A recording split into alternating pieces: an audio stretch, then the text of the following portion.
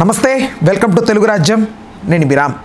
చంద్రబాబు గారు జనాభాను పెంచండి అని అంటుంటే, ఇంకోవైపు పవన్ కళ్యాణ్ గారు దేశ భాషలందు హిందీ లెస్స అని మాట్లాడుతున్నారు. ఓవరాల్గా దీని వెనక బీజేపీ హస్తం ఎంతవరకు ఉంది అనే అంశం గురించి మనతో మాట్లాడడానికి ప్రముఖ పొలిటికల్ అనలిస్ట్ కేఎస్ ప్రసాద్ గారు ఉన్నారు. ఆయనతో చర్చిద్దాం.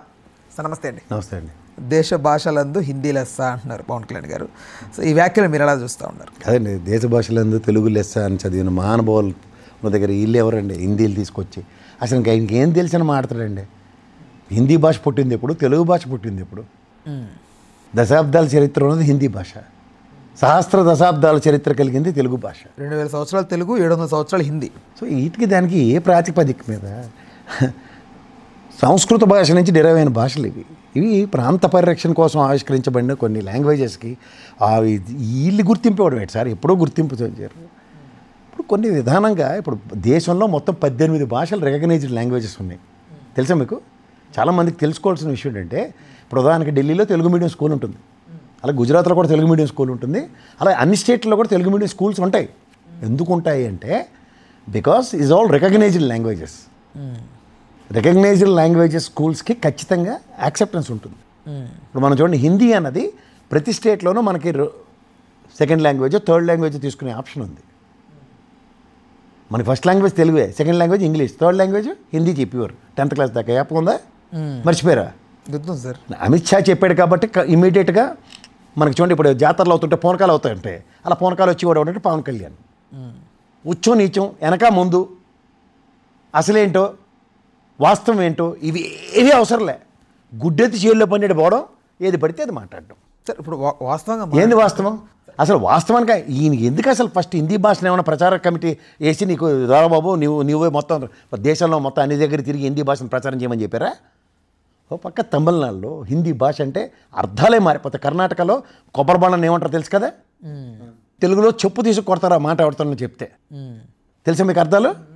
అవి వాడతారా? వాళ్ళకి యాక్సెప్టెన్స్ ఏముందో అది చూసుకోండి. హిందీ లాంగ్వేజ్, తమిళ లాంగ్వేజ్ రెండు కాంట్రడిక్టరీ వర్డ్స్ ఉంటాయి, అర్థాలు మారిపోతాయి అక్కడ ఆ ప్రవచనాల్లో. సార్ హిందీ నేషనల్ లాంగ్వేజ్కి ఎప్పటి నుంచో ప్రాచుర్యంగా ఉంది కదా సార్? సార్ ఉందండి, నేను ఐఎమ్ నాట్ డినయింగ్ ఇట్. నేను హిందీ నేషనల్ లాంగ్వేజే, కానీ మనం కూడా దానికి థర్డ్ లాంగ్వేజ్ కింద ఎందుకు కన్సిడర్ చేస్తాం? నేషనల్ లాంగ్వేజ్ కాబట్టి హిందీయే ఫస్ట్ లాంగ్వేజ్, తర్వాత ఇంగ్లీష్ తెలుగు అంటారా ఎవరన్నా 10th క్లాస్ దాకా? తెలుసుకోమన్నాడు ఫస్ట్ థింగ్. సారీ, పవన్ కళ్యాణ్కి చదువు సంజయ్ లేదు కాబట్టి తెలియదు. ఏదో కక్కడొక్కలు తిని 10th పాస్ అయినా అని చెప్పాడు కదా మనకి, enter discontinue. But 10th class దాకా అది ఏ లెవెల్ లాంగ్వేజ్ ఉందో ఆ పాట కూడా తెలియకుండా, అవగాహన లేకుండా ఈరోజు ఎందుకు మాట్లాడుతున్నాడు? మనం చిన్నప్పుడు చదువుకున్న బేసిక్స్ మీద కదా ఒళ్ళు దగ్గర పెట్టి మన రోడ్డు ఎడం పక్కన నడవాలను. దేశ భాషలంతా తెలుగు లెస్స ఇవన్నీ మన 5వ క్లాస్ లోపలే చదువుకున్నావు కదా. ఇలా సావాస దోషం అంటారు. 6 నెలలు సావాసం చేస్తే వాళ్ళు వీళ్ళు అవుతారని చెప్పి చంద్రబాబు నాయుడు గారికి కూడా ఖచ్చితంగా చెప్పాలంటే ఈయన చెత్త చెదరం అంతా ఆయనకి యాడ్ అయినట్టుగా ఉంది. మీరు జనాభాని పెంచండి. దేశంలో మనం 100 రూపాయలు ట్యాక్స్ కడితే సదరన్ స్టేట్స్లో, తెలంగాణ ఎంత వైవిధ్యభరితంగా అభివృద్ధి చెంది కూడా హైదరాబాద్ లాంటి నగరం ఉండి కూడా ఇవాళ వీళ్ళు కట్టిన 100 రూపాయలకి దగ్గర 51 రూపాయలు వెనక్కి వస్తుంది. మనకి దగ్గర 48 రూపాయలు ఎంతో మనకు వెనక్కి వస్తుంది. మధ్యప్రదేశ్కి అత్యధికంగా 1350 రూపాయలు వెళ్తుంది. ఇది 100 రూపాయలు ట్యాక్స్ కడితే. బీహార్ దగ్గర 1100, ఉత్తరప్రదేశ్ దగ్గర 1350 రూపాయలు పైచిలుక. ఈ లెక్కన దేశంలో జనాభా ప్రాతిపదిక మీద ఆ స్టేట్స్కి అలొకేషన్స్ ఎక్కువ ఉన్నాయి. ఇక్కడ దక్షిణాది రాష్ట్రాలు మనం కుటుంబ నియంత్రణలు పాటించి పరిమిత కుటుంబాలతో 10 రూపాయలు సంపాదించింది దేశ ప్రజలు యథాన్న పెడితే జిఎస్టీ రూపంలో ముఖ్యంగా ఇప్పుడు కొత్త తరహా దోపిడీకి తెరలేపారు. సో ఈ ప్రాతిపదిక మీద మనకి జనాభా నిష్పత్తితో డబ్బులు రావట్లేదు. సో దానికి మనం జనాభా పెంచితే కాదు కదా. ఇప్పుడు ఉదాహరణకి చైనా లాంటి దేశం జనాభా నియంత్రిస్తూ ఇప్పుడు పోషకాలు ఇస్తుంది, 10 రూపాయలు ఎక్కువ ఇస్తాం పిల్లల్ని కనండి అని. అలాంటి ఎందుకు వాళ్ళు బ్రహ్మాండంగా ఫ్లరిష్ అయ్యారు కాబట్టి. మన దేశమా ఇవాళ తెలంగాణ రాష్ట్రంలో ఇవాళ ఇచ్చిన రేషన్ కార్డులు 3.8 లక్షల రేషన్ కార్డులు ఇస్తే 98,70,000 మంది దగ్గర రేషన్ కార్డులు ఇచ్చామని డిక్లేర్ చేస్తుంది. మన రాష్ట్రంలో ఎన్ని వైట్ రేషన్ కార్డులు ఉన్నాయో తెలుసా?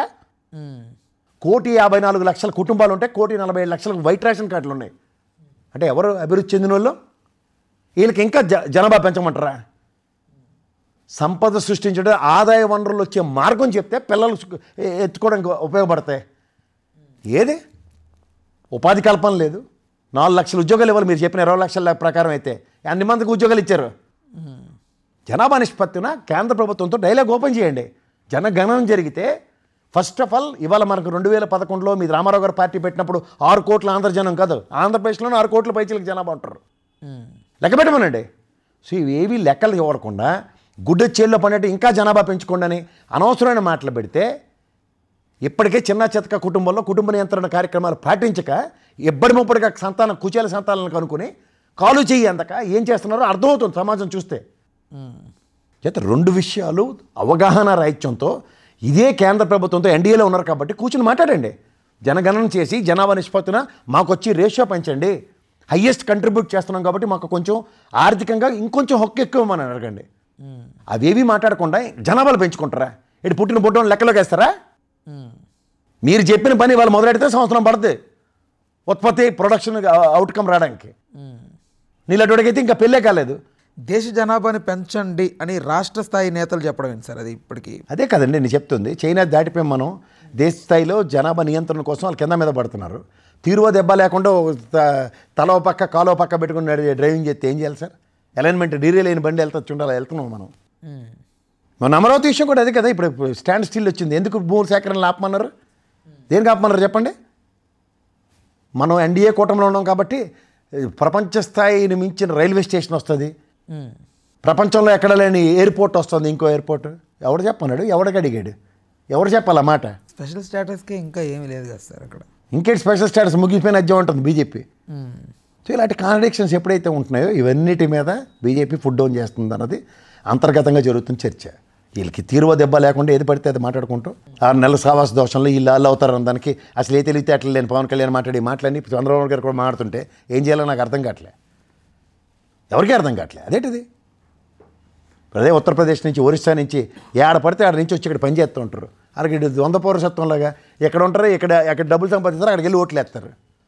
వీళ్ళని బేస్ చేసుకుని అక్కడ నిష్పత్తులు వస్తున్నాయి. దాని బదులు ఇక్కడ పనిచేసే వాళ్ళకి ఎక్కడ పౌరసత్వాలు ఇవ్వండి, ఆంధ్రప్రదేశ్ పౌరుడి కింద కన్సిడర్ చేసి మన జనాభా లెక్కలు చూపించమనండి వాళ్ళని. ఎక్కడో ఉపాధి పొందుతున్నారు కదా, స్థానికత ఇక్కడే ఉంది కదా.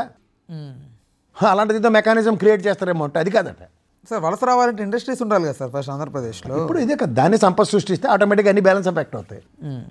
ఇప్పుడు సాఫ్ట్వేర్ రంగం అభివృద్ధి చెందింది హైదరాబాద్లో. వచ్చినప్పుడు అపార్ట్మెంట్ కొనుక్కుని ఇంట్లో ఇక్కడే ఉంటున్నాడు. అపార్ట్మెంట్ కొన్నందుకు అక్కడికి ఆధార్ కార్డు కావాలి, ఓటర్ ఐడి కార్డు కావాలి. అలా స్థానికత వస్తుంది. వలసలు వచ్చి కూలి పనులు చేసుకుని వెళ్ళినోడికి వాళ్ళే ఎక్కువ వస్తున్నారు ఇక్కడికి.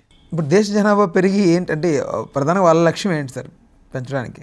నేను చెప్పాను కదా, మనకి కేంద్ర ప్రభుత్వ నిష్పత్తులు ఏవైతే ఉన్నాయో అవి మనకి ఎక్కువ జనాభా ఉంటే వచ్చేస్తాయని భ్రమల్లో వీళ్ళు ఉన్నారు. కానీ మనం దానికన్నా ఎక్కువ సంపాదించి ఇస్తున్నాం, మనకు వచ్చి రేషియో తక్కువ.